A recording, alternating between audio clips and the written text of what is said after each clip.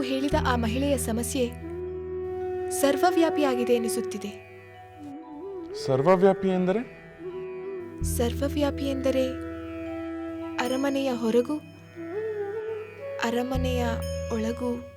ಅಂದರೆ ನಮ್ಮ ಅರಮನೆಯಲ್ಲೂ ಈ ಸಮಸ್ಯೆ ಇದೆ ಎಂದು ಹೇಳುತ್ತಿರುವೆಯಾ? ಅತ್ತೆಯವರು ಹೇಳಿದ ಮೇಲೆ ನನಗೂ ತಿಳಿಯಿತು. ನನ್ನ ಮಾತೆ ನಿನ್ನ ಬಳಿ ಏನು ಹೇಳಿದರು? ಸಮಸ್ಯೆಯ ಬಗ್ಗೆ ತಿಳಿಯಲು ನಾನು ಕೇಳುತ್ತಿದ್ದೇನಷ್ಟೇ. ಹೇಳುತ್ತೇನೆ ಸ್ವಾಮಿ.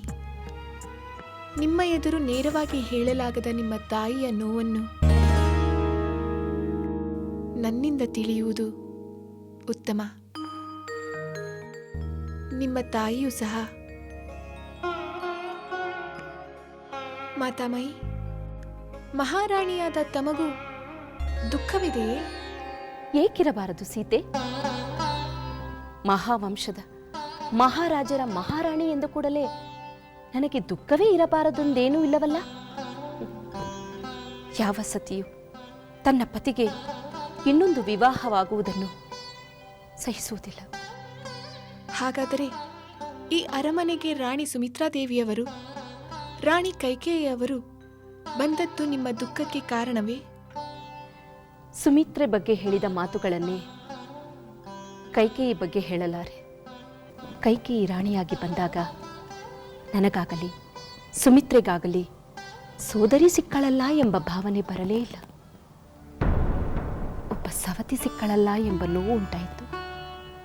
ಅದಕ್ಕೆ ಕಾರಣ ಕೈಕೇಯಿ ನಡವಳಿಕೆ. ಮಹಾರಾಜರ ಪ್ರೇಮ, ಐಶ್ವರ್ಯ, ವೈಭವ ಎಲ್ಲವೂ ತನಗೆ ಮಾತ್ರ ಲಭಿಸಬೇಕು ಎಂಬ ಸ್ವಾರ್ಥ. ಆ ಸ್ವಾರ್ಥದಿಂದ ನನಗೆ ಸುಮಿತ್ರೆಗೆ ಬಹಳ ಸರಿ ನೋವನ್ನು ತಂದಿತು. ಸ್ವಾಮಿ, ಸಕಲ ಭೋಗ ಭಾಗ್ಯಗಳನ್ನು ಪಡೆದ ಮಹಾರಾಣಿಯೇ ತಾನು ಹೇಳಿಕೊಳ್ಳಲಾಗದಂತಹ ಸಮಸ್ಯೆಯ ಸುಳಿಯಲ್ಲಿ ಬದುಕಬೇಕಾದರೆ ಸಾಮಾನ್ಯ ಮಹಿಳೆಯರ ಪರಿಸ್ಥಿತಿಯನ್ನು ಊಹಿಸಲು ಸಾಧ್ಯವೇ? ಒಂದೆಡೆ ಮಹಾರಾಣಿಯಂಥವರಿಗಾದರೂ ನೋವನ್ನು ಮರೆಯಲು ಸಾಧ್ಯವಾಗಬಹುದು. ಆದರೆ ಸಾಮಾನ್ಯ ಪ್ರಜೆಗಳು? ಹಾಗಾದರೆ ಸಾಮಾನ್ಯರ ಅಂಗಳದಿಂದ ಹಿಡಿದು ಅರಮನೆಯವರೆಗೆ ಹೆಣ್ಣಿಗೆ ಗಂಡಿನ ಬಹುಪತಿತ್ವ ದುಃಖವನ್ನೇ ಉಂಟು ಮಾಡುತ್ತಿದೆ ಎಂದು ಹೇಳುತ್ತಿರುವೆಯಾ? ಅರಮನೆಯಲ್ಲಿರುವ ದುಃಖ ಬಾಗಿಲು ದಾಟಿ ಹೋಗದಿರಬಹುದು. ಬೇರೆ ಭೋಗ ಭಾಗ್ಯಗಳಲ್ಲಿ ಕಾಣದಂತೆ ಕಣ್ಮರೆಯಾಗಿರಬಹುದು. ಆದರೆ ಸಾಮಾನ್ಯ ಜನರ ದುಃಖ ಕೋಟೆ ಆಚೆಗೂ ಕೇಳುವುದು ಸಹಜ. ಹೆಣ್ಣು ದುಃಖಿಸುವ ರಾಜ್ಯದಲ್ಲಿ ಏಳಿಗೆ ಆಗುವುದುಂಟೆ? ನಿಜ ಸೀತೆ, ನಿನ್ನ ಮಾತುಗಳಿಂದ ಸಮಸ್ಯೆಯ ತೀವ್ರತೆಯನ್ನು ಅರಿತಂತಾಯಿತು. ನಾನು ಯೋಚಿಸಿದಕ್ಕಿಂತಲೂ ಬೇಗ ಪರಿಹಾರವನ್ನು ಪಡೆಯಬೇಕಾಗಿದೆ. ಸಿರಿ ಸಂಪತ್ತು ಸೌಖ್ಯದ ಅಧಿದೇವತೆಯೇ ಹೆಣ್ಣು. ಆ ಹೆಣ್ಣು ದುಃಖಿಸುತ್ತಿದ್ದರೆ ರಾಜ್ಯ ನೆಮ್ಮದಿಯಿಂದಿರಲು ಸಾಧ್ಯವೇ ಇಲ್ಲ. ನಾಳೆ ಸೂರ್ಯೋದಯದಿಂದಲೇ ಈ ಸಮಸ್ಯೆಯ ಪರಿಹಾರಕ್ಕೆಂದು ನಾನು ಮುಂದಾಗುತ್ತೇನೆ.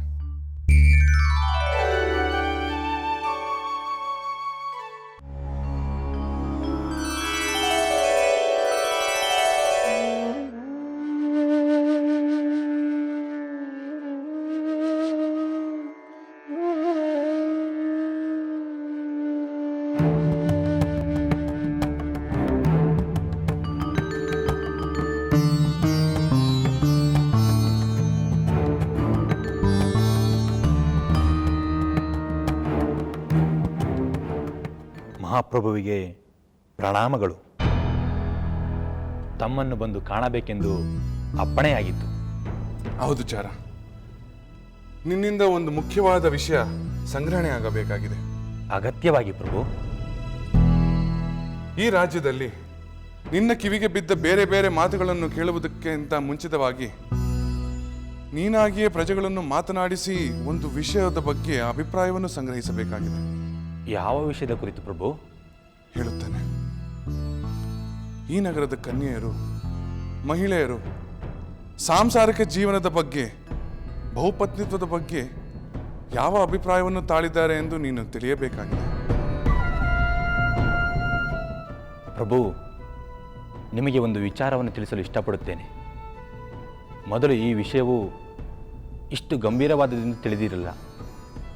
ಕೆಲವು ದಿನಗಳ ಹಿಂದೆ ಅವಿವಾಹಿತ ಕನ್ಯೆಯರು ಕಲ್ಯಾಣದ ಬಗ್ಗೆ ಮಾತನಾಡುತ್ತಿದ್ದರು. ಅವರ ಮಾತು ಈ ಅರಮನೆಗೂ ಸಂಬಂಧಪಟ್ಟಿದ್ದೆಂದು ಕೇಳಿ ಆಶ್ಚರ್ಯವಾಯಿತು. ಹೌದೇ? ಅವರು ಏನು ಹೇಳಿದರು? ಪ್ರಭು, ಒಂದು ದಿನ ನಾನು ನಗರ ಸಂಚಾರ ಮಾಡುತ್ತಿರುವಾಗ ದೇವಸ್ಥಾನದ ಬಳಿ ಬಂದೆ. ದೇವರ ಪ್ರಾರ್ಥನೆ ಮುಗಿಸಿ ಆಚೆ ಬಂದ 4 ಕನ್ಯರು ಅಲ್ಲೇ ಕಟ್ಟೆಯ ಮೇಲೆ ಕುಳಿತು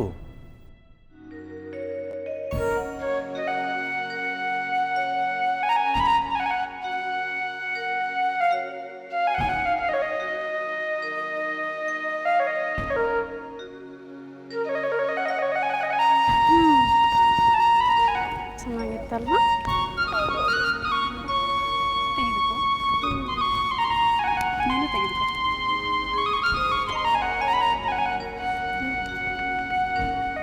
ನೀನು ದೇವರನ್ನು ಏನೆಂದು ಕೇಳಿಕೊಂಡೆ? ಒಳ್ಳೆಯ ಪತಿಯನ್ನು ಕರುಣಿಸು ಎಂದೆ. ಒಳ್ಳೆಯ ಪತಿಯನ್ನು ಕರುಣಿಸುವುದು ಮಾತ್ರವಲ್ಲ, ಆದರೆ ಆ ಪತಿ ಮತ್ತೊಂದು ವಿವಾಹವಾಗಿ ನನ್ನನ್ನು ಕಡೆಗಣಿಸಬಾರದೆಂದು ನಾನು ಕೇಳಿಕೊಂಡೆ. ಹೌದು ಹೌದು, ನಮ್ಮ ಮನೆಯಲ್ಲಿ ನಮ್ಮ ತಾಯಿ ಸವತೆಯಿಂದ ಪಡೆಯುತ್ತಿರುವ ಕಷ್ಟವನ್ನು ನೋಡಿದರೆ ನನಗೆ ಮದುವೆಯೇ ಆಗಬಾರದು ಎಂದಿತ್ತು. ಆದರೆ ಮಹಾರಾಜರು 3 ಮದುವೆಯಾಗಿರುವಾಗ ನಮ್ಮ ಪತಿಯನ್ನು ಮತ್ತೊಂದು ಮದುವೆಯಾಗಬಾರದು ಎಂದು ಹೇಗೆ ತಡೆಯಲು ಸಾಧ್ಯ? ಹಾಗಾದರೆ ದಶರಥ ಮಹಾರಾಜರು ಈ ರಾಜ್ಯವನ್ನು ಆಳುತ್ತಿರುವಾಗ ವಿವಾಹ ಆಗುವ ಬದಲು ಹಾಗೆ ಇರಬಹುದಿತ್ತಲ್ಲವೇ? ಈ ಪರಿಸ್ಥಿತಿ ಎಂದು ಬದಲಾಗುವುದು? ಈ ಪ್ರಜೆಗಳಿಗೆ ನಮ್ಮ ರಾಮಚಂದ್ರರ ಬುದ್ಧಿ ಏಕೆ ಬರುವುದಿಲ್ಲ? ರಾಮಚಂದ್ರನ ಬುದ್ಧಿ ಎಂದರೆ? ನಿನಗೆ ಗೊತ್ತಿಲ್ಲವೇ? ಶ್ರೀರಾಮಚಂದ್ರರು 2ನೇ ವಿವಾಹವಾಗುವುದಿಲ್ಲವಂತೆ. ಅದೇ ಹೇಗೆ ಹೇಳುವೆ? ಹೇಗೆಂದರೆ ನಮ್ಮ ಚಿಕ್ಕಪ್ಪ ಅರಮನೆಯಲ್ಲಿ ಕೆಲಸ ಮಾಡುತ್ತಿದ್ದಾರೆ. ರಾಮಚಂದ್ರನನ್ನು ಚಿಕ್ಕಂದಿನಿಂದಲೂ ನೋಡುತ್ತಿದ್ದಾರೆ. ಶ್ರೀರಾಮಚಂದ್ರನ ಪ್ರೀತಿ ಪಾತ್ರರೊಂದಿಗೆ ದುಃಖಕ್ಕೆ ಕಾರಣವಾಗುವ ಯಾವ ಕಾರ್ಯವೂ ಮಾಡುವುದಿಲ್ಲವಂತೆ. ಇನ್ನೊಂದು ವಿವಾಹವಾಗಿ ಸೀತಾಮಾತೆಗೆ ದುಃಖಿಸುವುದಿಲ್ಲ ಎನ್ನುತ್ತಿದ್ದರಂತೆ. ನಿಜವಾಗಿರಬಹುದು. ಆದರೂ ಒಬ್ಬ ಪುತ್ರನಾಗಿ ಕೌಸಲ್ಯ ಮಹಾರಾಣಿಯವರಿಗೆ ಎಂದೂ ನೋವನ್ನುಂಟು ಮಾಡದೇ ಇರುವ ರಾಮಚಂದ್ರನಿಗೆ ತನ್ನ ಸತಿಯಾದ ಸೀತೆಯನ್ನೂ ಸಹ ಅಷ್ಟೇ ಆದರದಿಂದ ನೋಡಿಕೊಳ್ಳಲು ಸಾಧ್ಯವೇ? ಹಾ, ಅದೇ ಯೋಚನೆ ನನಗೂ ಇದೆ. ಈಗೇನು ಮಾಡುವುದು?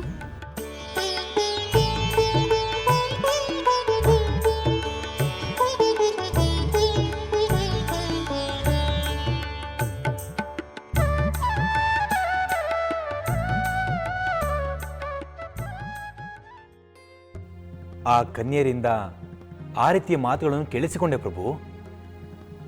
ಹೌದೇ? ಈ ಮಾತನ್ನು ಅಂದೇ ತಿಳಿಸಬೇಕಾಗಿತ್ತಲ್ಲವೇ?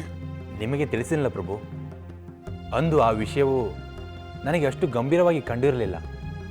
ಅದೂ ಅಲ್ಲದೆ ಅವರ ಮಾತುಗಳು ತಿಳುವಳಿಕೆ ಕೊರತೆ ಎಂದು ಭಾವಿಸಿದ್ದೆ.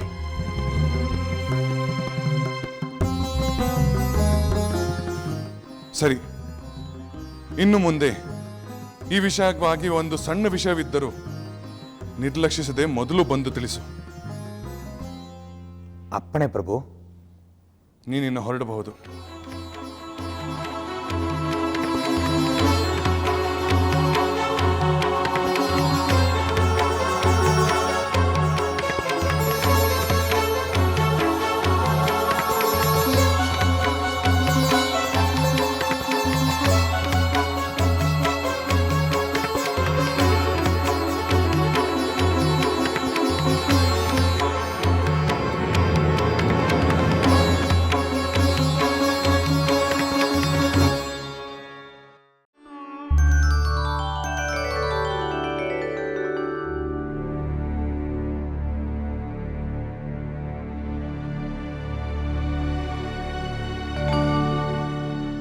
ಸಹೋದರಿ ಸೀತೆ,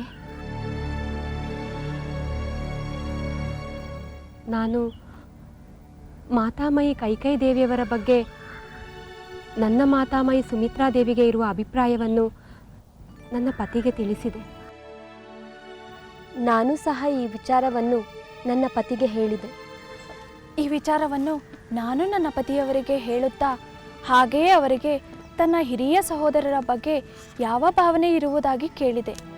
ಆಗ ಅವರು ತನ್ನ ತಾಯಿಗೂ ನೋವನ್ನುಂಟು ಮಾಡದೆ ತನ್ನ ಹಿರಿಯ ಸಹೋದರರ ಬಗ್ಗೆ ಅಪಾರವಾದ ಪ್ರೇಮವಿರುವುದಾಗಿ ಹೇಳಿದರು. ಅದಂತೂ ನಿಜ. ನನ್ನ ಪತಿಗೂ ಅವರ ಹಿರಿಯ ಸಹೋದರನೇ ಆದರ್ಶ. ನನ್ನ ಪತಿಯಂತೂ ತಾನು ತನ್ನ ಸಹೋದರನ ನೆರಳೆಂದೇ ಭಾವಿಸಿದ್ದಾರೆ. ಸಹೋದರಿ, ಇದೇನಿದು? ನಾವೆಲ್ಲರೂ ನಿನ್ನ ಪತಿಯ ಬಗ್ಗೆ ಹೊಗಳುತ್ತಿರುವಾಗ ನೀನು ಏಕೆ ಮೌನವಾಗಿರುವೆ? ನನ್ನ ಪತಿಯ ಮನಸ್ಸಿನಲ್ಲಿರುವ ಚಿಂತೆಯ ಬಗ್ಗೆ ಯೋಚಿಸುತ್ತಿದ್ದೇನೆ. ಏನು? ನಿನ್ನ ಪತಿಯ ಮನಸ್ಸಿನಲ್ಲಿ ಚಿಂತೆಯೇ? ಆಶ್ಚರ್ಯವಾಗಿದೆಯಲ್ಲ. ಸಹೋದರಿ, ಚಿಂತೆಯನ್ನು ಪರಿಹರಿಸುವ ಚಿಂತಾಮಣಿಗೆ ಚಿಂತೆ ಹೇಗೆ ಸಾಧ್ಯ? ಸೋದರಿಯರೇ, ನನ್ನ ಪತಿಗೆ ತನ್ನ ಬಗ್ಗೆಯಾಗಲಿ ತನ್ನ ಸತಿಯ ಬಗ್ಗೆ ಆಗಲಿ ಯಾವ ಚಿಂತೆಯೂ ಇಲ್ಲ. ಅವರ ಚಿಂತೆಯೆಲ್ಲ ಈ ರಾಜ್ಯದ ಮಹಿಳೆಯರ ದುಃಖವೊಂದರ ಬಗ್ಗೆ. ಅದು ಯಾವ ದುಃಖ ಸಹೋದರಿ? ಊರ್ಮಿಳಾ, ನನ್ನ ಮಾತಾಮಯಿ ಕೌಸಲ್ಯಾದೇವಿ, ನಿನ್ನ ಮಾತಾಮಯಿ ಸುಮಿತ್ರಾದೇವಿ ನಮ್ಮೊಂದಿಗೆ ಹಂಚಿಕೊಂಡರಲ್ಲ, ಸವತಿಯರಿಂದಾಗುವ ದುಃಖ, ಪುರುಷರ ಬಹುಪತ್ನಿತ್ವದಿಂದ ಸ್ತ್ರೀಯರಿಗೆ ಉಂಟಾಗುವ ಸಂಕಟ, ಇದು ನನ್ನ ಪತಿಗೆ ರಾಜ್ಯದ ಮಹಿಳೆಯರಲ್ಲೂ ಅರಮನೆಯ ಪರಿವಾರದಲ್ಲೂ ಚಿಂತೆಯನ್ನುಂಟು ಮಾಡಿದೆ. ಅದರ ಪರಿಹಾರವೇನೆಂದು ಯೋಚಿಸುತ್ತಿದ್ದಾರೆ. ಸಹೋದರಿ, ನಿನ್ನ ಪತಿ ಯೋಚಿಸಿದರೆ ಅದು ಖಂಡಿತವಾಗಿಯೂ ಸಾಧ್ಯ. ನಿನ್ನ ಪತಿಯ ಆದರ್ಶವನ್ನೇ ಉಳಿದ ಸಹೋದರರು ಪಾಲಿಸುತ್ತಾರೆ. ಆಗ ನಮ್ಮ ಮಾತಾಮಯಿಯವರಿಗೆ ಇರುವ ದುಃಖ ನಮಗಿರುವುದಿಲ್ಲ. ಹೌದು ಸಹೋದರಿ, ನಿನ್ನ ಪತಿ ಸ್ತ್ರೀ ಕುಲದ ದುಃಖ ನಿವಾರಣೆಗೆಂದು ತೆಗೆದುಕೊಳ್ಳುವ ನಿರ್ಣಯಕ್ಕೆ ನೀನೇ ಸ್ಫೂರ್ತಿಯಾಗು.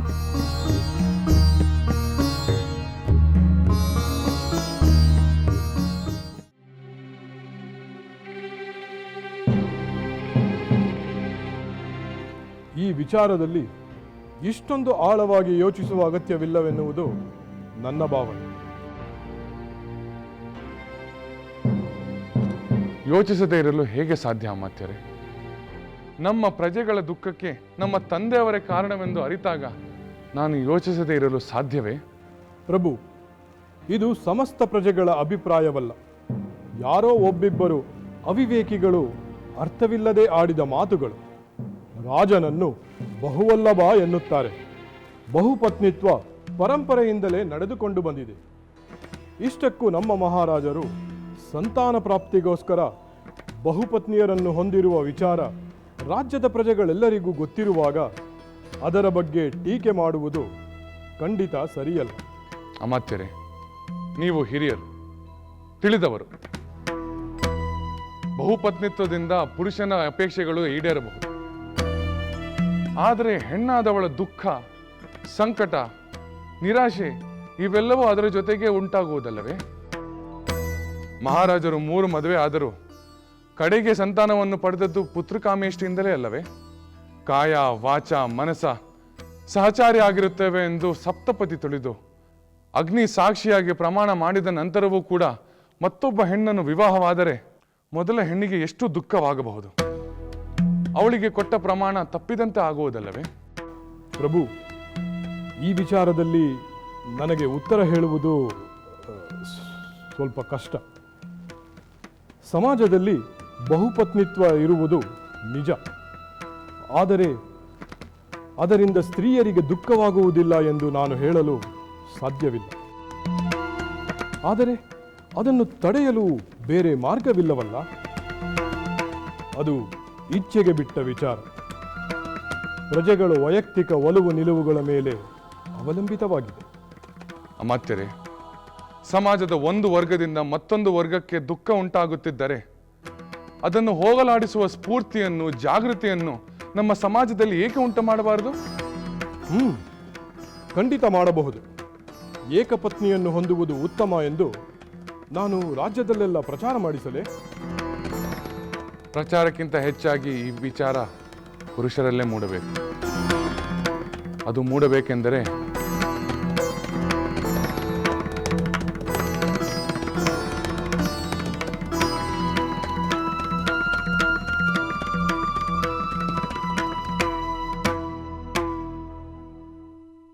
ಅದಕ್ಕೆ ಪುರುಷೋತ್ತಮನೇ ಆದರ್ಶವಾಗಬೇಕಲ್ಲವೇ ಸ್ವಾಮಿ?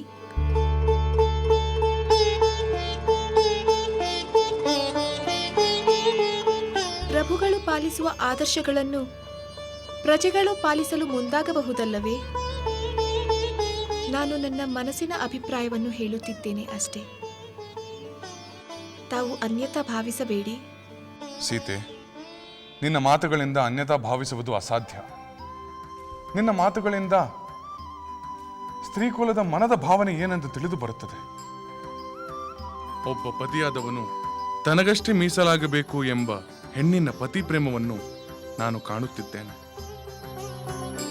ಒಬ್ಬ ಪತಿಯಾದವನು ಬಹುಪತ್ನಿಯನ್ನು ಹೊಂದುವುದರಲ್ಲಿ ಪ್ರತಿಯೊಬ್ಬ ಪತ್ನಿಯಲ್ಲೂ ಉಂಟು ಮಾಡಬಹುದಾದ ದುಃಖವನ್ನು ನಾನು ಕಾಣುತ್ತಿದ್ದೇನೆ. ಇವನ್ನೆಲ್ಲ ಕಂಡಾದ ಮೇಲೆ ತನ್ನ ಪತ್ನಿಯ ಮೇಲೆ ಪ್ರೇಮ ಉಳ್ಳವನು ಸ್ತ್ರೀಕುಲದ ಹಿತವನ್ನು ಬಯಸುವ ಯಾವುದೇ ಪುರುಷನಾಗಿದ್ದರೂ ಸರಿ, ಏಕಪತ್ನಿ ವ್ರತಸ್ಥನಾಗಿ ಇರುವುದರಲ್ಲಿ ನಾನು ಯಾವುದೇ ವಿಶೇಷವನ್ನು ಕಾಣುವುದಿಲ್ಲ. ಪ್ರಭು, ಅದು ತಮ್ಮ ಸದ್ವಿಚಾರ ಹಾಗೂ ಸದ್ಗುಣ. ಸದ್ಯದ ಪರಿಸ್ಥಿತಿಯಲ್ಲಿ ಅನೇಕ ರಾಜರು, ಪ್ರಜೆಗಳು ಯಾವುದೋ ಕಾರಣಕ್ಕಾಗಿ ಬಹುಪತ್ನಿತ್ವವನ್ನು ಹೊಂದಿದ್ದಾರೆ. ಅದನ್ನು ಸ್ತ್ರೀಯರೂ ಒಪ್ಪಿದ್ದಾರೆ. ಆದರ್ಶ ಪುರುಷನೊಬ್ಬನು ಏಕಪತ್ನಿ ವ್ರತವನ್ನು ಪಾಲಿಸಿದರೆ ಅದು ವಿಶೇಷವಲ್ಲವೇ? ಸೀತೆ, ಅದು ವಿಶೇಷವಿರಲಿ, ಸಾಮಾನ್ಯ ವಿಚಾರವೇ ಆಗಿರಲಿ, ಅದು ಮುಖ್ಯವಲ್ಲ. ಒಬ್ಬ ಪುರುಷನು ತನ್ನ ಸ್ತ್ರೀಗೆ ಸಂತೋಷವಾಗುವಂತೆ ಮತ್ತು ಅದರಿಂದ ಸ್ತ್ರೀಕುಲಕ್ಕೆ ಒಂದು ಸ್ಫೂರ್ತಿಯಾಗುವುದೇ ಮುಖ್ಯ. ಸೀತೆ, ನಿನ್ನ ಮಾತುಗಳಿಂದ ನನ್ನ ಮನದಲ್ಲಿ ಒಂದು ನಿರ್ಧಾರ ಬಲವಾಗುತ್ತಿದೆ. ಅದರ ಬಗೆಗೆ ನಿನಗೆ ಸದ್ಯದಲ್ಲಿ ಹೇಳುತ್ತೇನೆ. ಈಗ ರಾಜ್ಯಕಾರ್ಯದ ನಿಮಿತ್ತ ಮಹಾಗುರುಗಳನ್ನು ಕಾಣಬೇಕು. ನಾನಿನ್ನು ಬರುತ್ತೇನೆ.